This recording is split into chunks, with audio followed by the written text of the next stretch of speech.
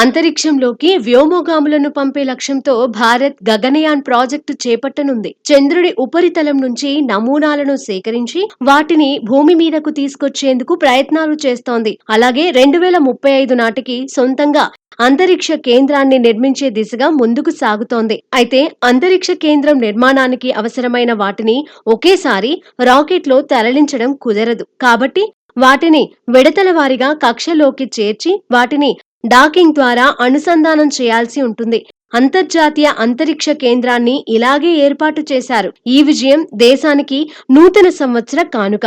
జంట ఉపగ్రహాలను కక్షలో ప్రవేశపెట్టడం ఈ మిషన్ లో తొలి భాగం. డాకింగ్ ప్రక్రియకు మరో వారం పడుతుంది. మన సొంత అంతరిక్ష కేంద్ర నిర్మాణంలో ఇదో మైలురాయి.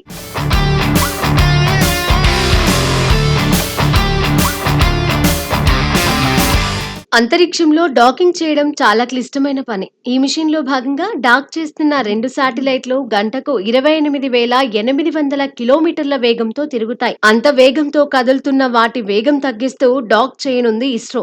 ఇది సవాల్తో కూడుకున్న పని. స్పేడెక్స్ మిషన్ విజయవంతమైతే ప్రపంచంలో స్పేస్ డాకింగ్ టెక్నాలజీ ఉన్న 4వ దేశంగా భారత్ అవతరించనుంది.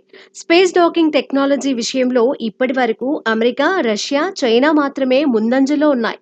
స్పేడెక్స్ మిషన్ ద్వారా స్పేస్ డాకింగ్ టెక్నాలజీలో భారత్ నైపుణ్యం సాధించే అవకాశం ఉంది. తక్కువ ఖర్చుతో అభివృద్ధి చేసిన టెక్నాలజీని ఉపయోగించడమే ఈ మిషన్. భారత అంతరిక్ష పరిశోధనలకు ఈ టెక్నాలజీ చాలా కీలకం.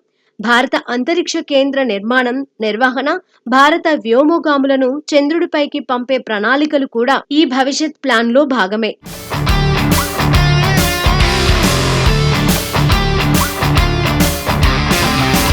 శ్రీహరికోటలోని సతీష్ ధావన్ అంతరిక్ష కేంద్రం షార్లోని మొదటి ప్రయోగ వేదిక నుంచి నింగిలోకి ఎగిరిన రాకెట్ నిర్ణీత షెడ్యూల్ ప్రకారం తొలి ఉపగ్రహాన్ని 15.10 నిమిషాలకు, రెండో ఉపగ్రహాన్ని 15.13 నిమిషాలకు భూమికి 476 కిలోమీటర్ల ఎత్తున వృత్తాకార కక్షలో విజయవంతంగా విడిచిపెట్టింది. దీంతో మిషన్ కంట్రోల్ సెంటర్లో హర్షాతిరేకాలు వ్యక్తమయ్యాయి. జనవరి 3వ వారంలో జిఎస్ఎల్వి F-15 ప్రయోగం ఉంటుందన్నారు.